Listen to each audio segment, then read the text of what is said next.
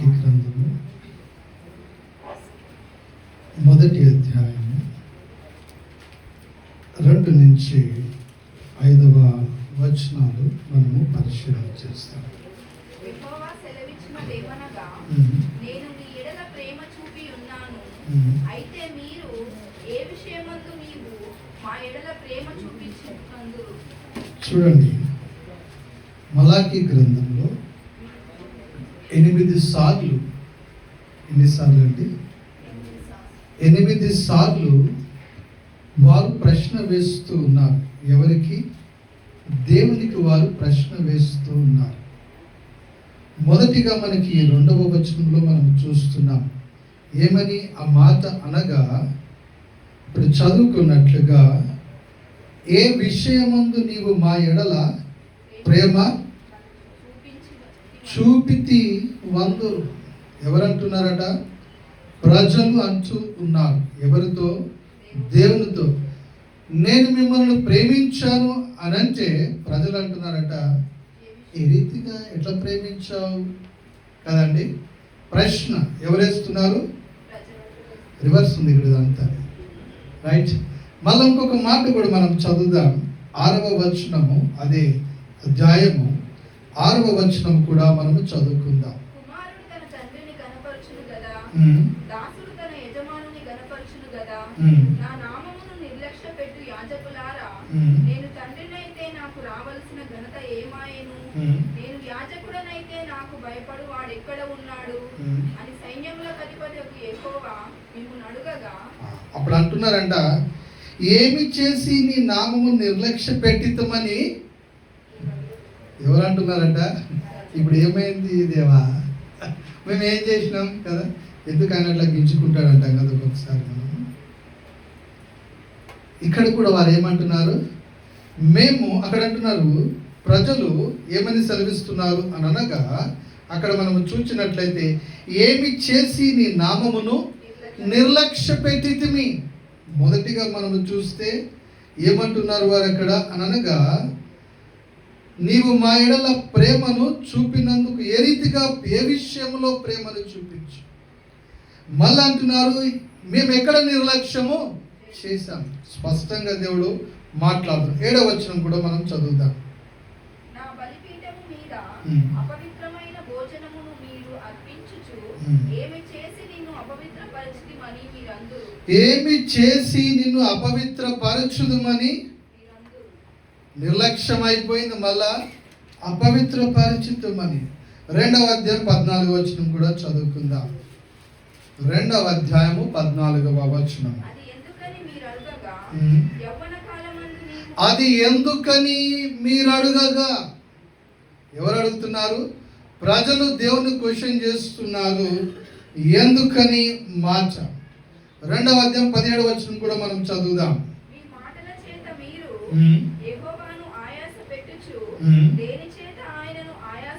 దేని చేత ఆయనను ఆయాస పెట్టుచున్నాము అని ఎవరు అంటారట? ప్రజలే. రివర్స్. తర్వాత మళ్ళీ మనం చూద్దాం. 3వ అధ్యాయము 7వ వచనం. 3వ అధ్యాయము 7వ వచనం.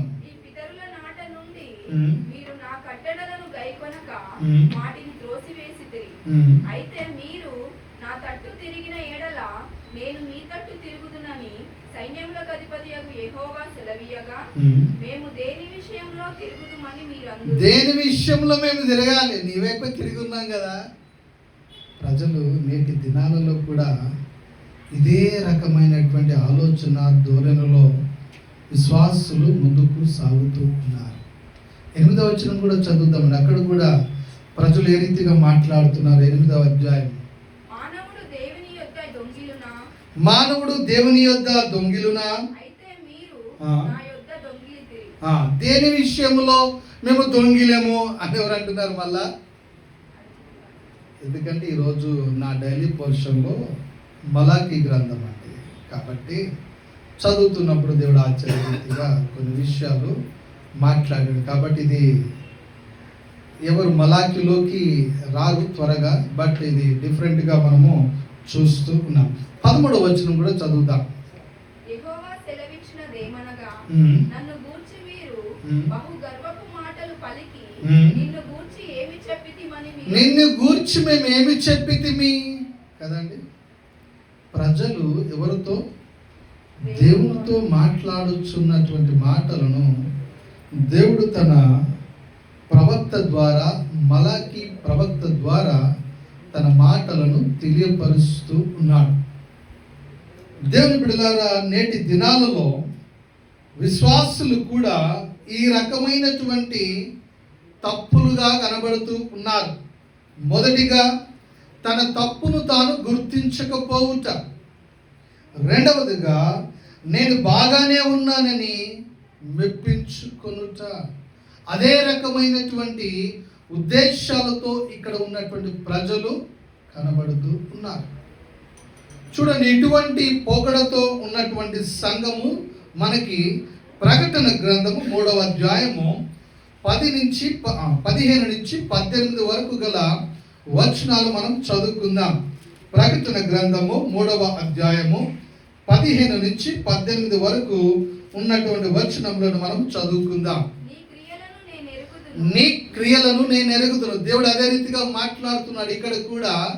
నీ క్రియలను, మీ నిర్లక్ష్యము, మీ పని, మీరేం చేస్తున్నారో సమస్తాన్ని కూడా దేవుడు ఎరుగును. తర్వాత అండి, నీవు చల్లగానైనను వెచ్చగానైనను లేవు, చల్లగానైనను వెచ్చగానైనను ఉండిన ఎడల మేలు, చల్లగానైనను ఉండక నులివెచ్చని స్థితిలో నీవు ఉన్నావు. తర్వాత అండి, కనుక నేను నిన్ను నా నోట నుండి ఉమ్మివేయనుద్దేశించుచున్నాను. ఏ సంఘం అండి ఇది? ఏ సంఘం అండి? లవోదికీయ సంఘము ప్రస్తుతం ఉన్నటువంటి లోకానికి సాదృశ్యకంగా మనకి కనబడుతున్నది. నులివెచ్చని స్థితిలో సంఘము ఉంటున్నది. ఈ రాత్రికాల సమయంలో మన యొక్క స్థితి ఆ రీతిగా ఉంటున్నదా? మన యొక్క కుటుంబాలు ఆ రీతిగా ఉంటున్నవా? మనము ఇక్కడ మలాకి గ్రంథంలో ఉన్నటువంటి విశ్వాసుల యొక్క ఆలోచనలలో, ఉద్దేశాలలో, ప్రవర్తనలలో మనము ముందుకు సాగుతున్నామా? ఏ రీతిగా మనము జీవిస్తున్నామని ప్రశ్నించుకొని పరీక్షించుకోవలసినటువంటి వారమై ఉంటున్నాం. అనగా ప్రజలు ఏం చేస్తున్నారు అనగా తప్పును గుర్తించుటలేదు. రెండవదిగా నేను బాగానే ఉన్నాను, మంచిగానే బ్రతుకుతున్నాను అని మెప్పుతో ఏం చేస్తున్నారట? ప్రజలు ముందుకు సాగుతూ ఉన్నారు. తప్పును ఏం చేస్తున్నారు అనగా మంచిగా చూపించుకుంటూ, సమర్థించుకుంటూ, తమ జ్ఞానాన్ని ఉపయోగిస్తూ, తమను తామే అతిశయిస్తూ ముందుకు సాగుతున్నట్లుగా ఈ యొక్క మలాకి గ్రంథములో మనము చూస్తూ ఉన్నాం. అయితే దేవుని బిడ్డలారా, సామెతల గ్రంథము 28వ అధ్యాయము 13వ వచనములో అతిక్రమములు దాచిపెట్టువాడు వర్ధిల్లడు, వాటిని ఒప్పుకొనినటువంటి వాడు ప్రభు యొక్క కనికరమును పొందును అని వాక్యము మనకి సెలవిస్తూ ఉంటున్నది. కాబట్టి ఎప్పుడైతే మన పాపములను మనం ఒప్పుకుంటామో ఆయన నీతిమంతుడు కాబట్టి తన యొక్క రక్తముతో మనలను కడిగి ఆయన పవిత్రపరచువాడై ఉన్నాడు. కాబట్టి 2వ వచనంలో మనం చూస్తున్నాం, ఏ విషయమందు నీవు మా ఎడల ప్రేమ చూపితివి అనే మాటను మనము పరిశీలన చేద్దాం. మొదటిగా మనము చూచినట్లయితే ద్వితీయోపదేశ కాండము 4వ అధ్యాయము 37వ వచనాన్ని మనము చదువుకుందాం.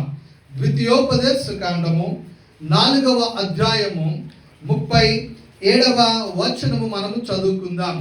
దేవుడు ఇశ్రాయేలు ఎడల చూపినటువంటి ప్రేమను మనకి కనబడుతున్నది. చదువుదామండి. నీ పితరులను ప్రేమించను. అక్కడ ద్వితీయోపదేశ కాండములో మోషే మాట్లాడుతూ ఉన్నాడు. ఎవరితో? ఇశ్రాయేలీయులతో మాట్లాడుతున్నాడు. నీ పితరులను ప్రేమించను అనగా ఆల్రెడీ కొందరు ఆ యొక్క అరణ్యములోనే రాలిపోయారు. ద్వితీయోపదేశకాండం అనగా ఆ యొక్క ఎరుకోను దాటక ముందుగా ఆ యొక్క మైదానమందు మోషే చెప్పుచున్నటువంటి మాటలు ఏమని సెలవిస్తున్నాడు అనగా, ఇదిగో మీ పితరులు అనగా ఎక్కడ నుంచి ప్రారంభం అనగా అబ్రహాము నుంచి ప్రారంభము కావాలి. ఎందుకనగా వాగ్దానము నిబంధన దేవుడు అబ్రహాముతో చేస్తూ ఆ నిబంధనను ఇస్సాకుతో యాకోబుతో కొనసాగిస్తూ మరి అదే రీతిగా వారి యొక్క సంతతిని అనగా యాకోబు ఇశ్రాయేలుగా మారాడు. ఇశ్రాయేలీయుల యొక్క పిల్లలు అనగా ఆ యొక్క 12 మంది మొత్తము కలిపి ఇశ్రాయేలీయులుగా వారు ఏమవుతున్నారు, పిలువబడుతూ ఉన్నారు. అయితే మనము చూసినట్లయితే మీ పితరులు, మరి చదవండి మా మాట మనం చదువుకుందాం. నీ పితరులను ప్రేమించను కనుక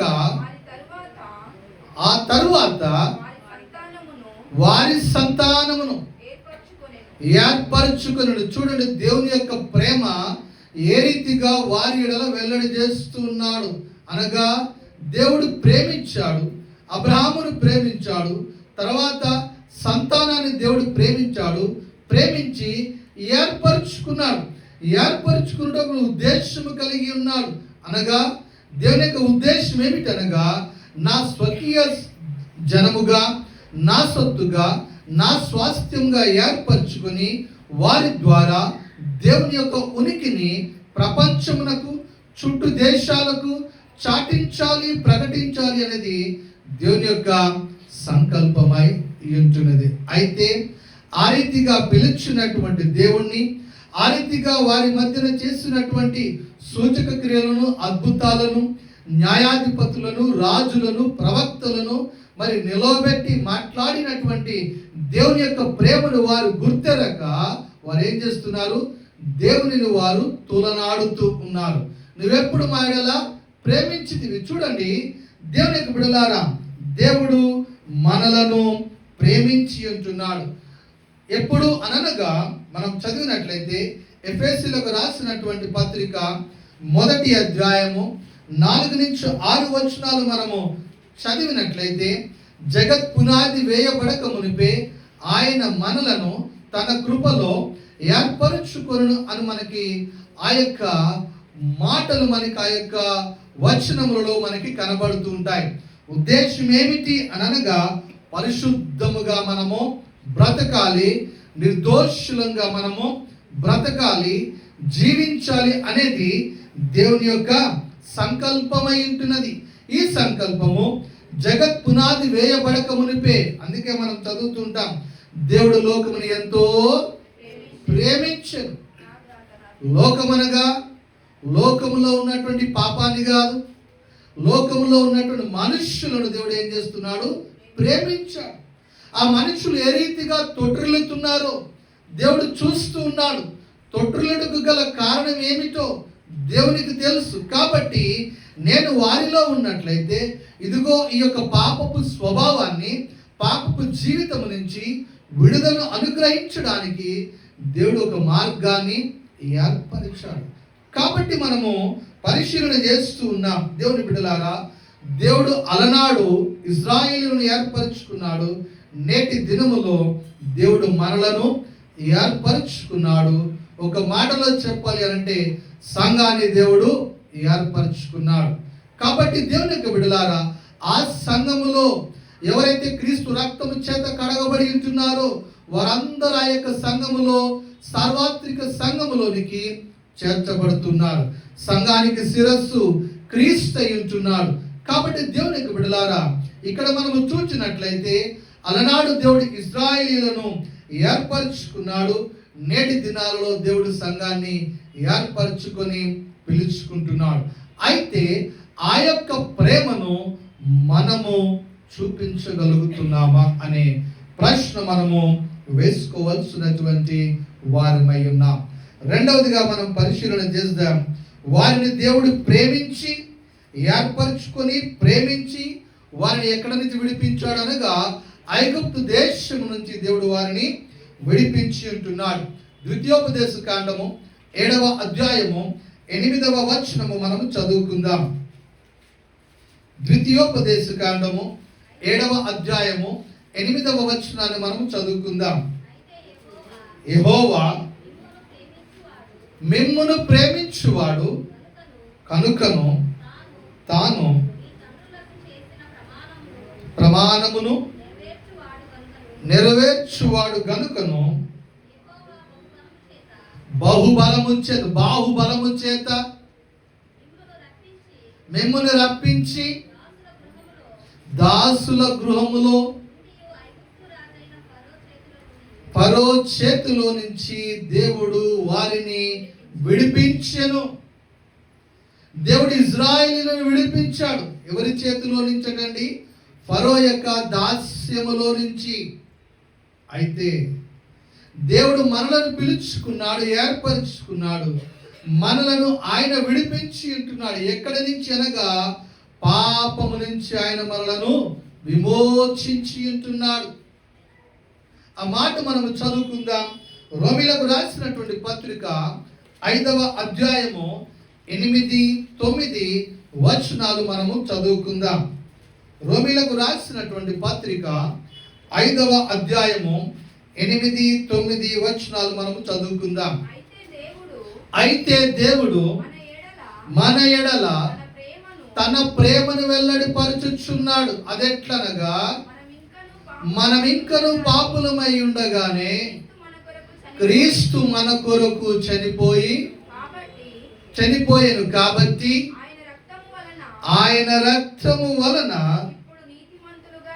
ఏమవుతున్నాబట్టండి? నీతిమంతులముగా తీర్చబడుతున్నాం. ఉచితముగా మనము నీతిమంతులముగా తీర్చబడుతూ ఉన్నాం. ఎందుకనగా పాపముల చేత, అపరాధముల చేత మనం ఏమై ఉన్నాం? చచ్చిన వారమై బంధింపబడి ఉన్నాం. ఐగుప్తు నుంచి ఏ రీతిగా దేవుడు వారిని విడిపించి ఉంటున్నాడో అదే రీతిగా ఈ యొక్క పాపములో నుంచి, పాపపు ఊబిలో నుంచి దేవుడు మనలను విడిపించి ఉంటున్నాడు. మూడవదిగా మనము పరిశీలన చేద్దాం. ద్వితీయోపదేశ కాండము 23వ అధ్యాయము 5వ వచనము మనము చదువుకుందాం. ద్వితీయోపదేశ కాండము 23వ అధ్యాయము 5వ వచనాన్ని మనము చదువుకుందాం. అయితే నీ దేవుడైన యెహోవా బిలాము మాట విననొల్లకుండెను. ఎందుకనగా బిలామును ఎందుకు వారు ఏర్పరచుకున్నారు అనగా ఇశ్రాయేలీయులను శపించాలి. ఎప్పుడైతే వారిని శపిస్తారో తద్వారా ఆ శాపము ఇశ్రాయేలీ మీద ఉంటుంది. కాబట్టి మనము వెళ్ళి యుద్ధము చేస్తే వారిని మనము జయించగలమనక ఉద్దేశముతో. కానీ దేవుడు ఆ యొక్క శాపమును అనగా తన నోట, బిలాము నోట దేవుడు శాపమును తీసివేసి ఆశీర్వచనపు దీవెలను నోటిలో ఉంచి ఉంటున్నాడు. తద్వారా ఆ యొక్క ఇశ్రాయేలీయులు ఏమయ్యారండి? దీవింపబడినట్లుగా మనము చూస్తూ ఉన్నాం. ఒకసారి కాదండి, 3 సార్లు అదే రీతిగా ఏం చేయబడు బాలాకు రాజు? ఇదిగో నువ్వు శపించు, నేను నిన్ను గణపరచలేనా? నేను ఆ రీతిగా గణపరిచేంత స్థాయి నాకు లేదనుకుంటున్నావా అని చెప్పినటువంటి సందర్భాలలో దేవుని బిడ్డలారా చూడండి, మనలను కూడా రోమీలకు రాసిన పత్రిక 8వ అధ్యాయము 8వ వచనాన్ని మనము చదువుకుందాం. రోమీలకు రాసినటువంటి పత్రిక 8వ అధ్యాయము 8వ వచనము మనము చదువుకుందాం. అమ్మ రోమమ్మ, శరీర స్వభావము గలవారు సంతోషపరచలేరు, దేవుని ఆత్మ మీలో నివసించి ఉన్న ఎడల ఆత్మ స్వభావము గలవారే గాని శరీర స్వభావము గలవారు కారు అని అక్కడ వాక్యము మనకి సెలవిస్తూ ఉన్నది. కాబట్టి మనలను శాపమునకు గురైతున్నటువంటి మనలను దేవుడు విమోచించి మన యొక్క జీవితాన్ని దీవెనకరంగా, ఆశీర్వాదకరముగా దేవుడు ఏం చేస్తున్నాడు? మార్చుతూ ఉన్నాడు దేవుని యొక్క బిడ్డలారా. కాబట్టి మనము ఆత్మానుసారముగా మనం ఏం చేయాలా? జీవించాలా, బ్రతకాలి. మన ఆలోచన, మన ఉద్దేశం, మన నడవడిక ఆత్మానుసారముగా ఏం చేయాలా? జీవించడానికి మనము ప్రయాసపడుతూ ఉండాలి. ఎందుకనగా మనము విలువ పెట్టి కొనబడినటువంటి వారము, పరిశుద్ధాత్మ చేత మనము ముద్రింపబడి ఉంటున్నాం. కాబట్టి పరిశుద్ధాత్మ దేవుడు మనలను సర్వసత్యంలోనికి నడిపించే జ్ఞానమును ఆయన మనకు అనుగ్రహించువాడై ఉన్నాడు. కాబట్టి ఆత్మానుసారముగా మనము జీవించవలసినటువంటి వారమై ఉంటున్నాం. యోహాను సువార్త 3వ అధ్యాయం 1వ వచనాన్ని మనం చదువుకుందాం.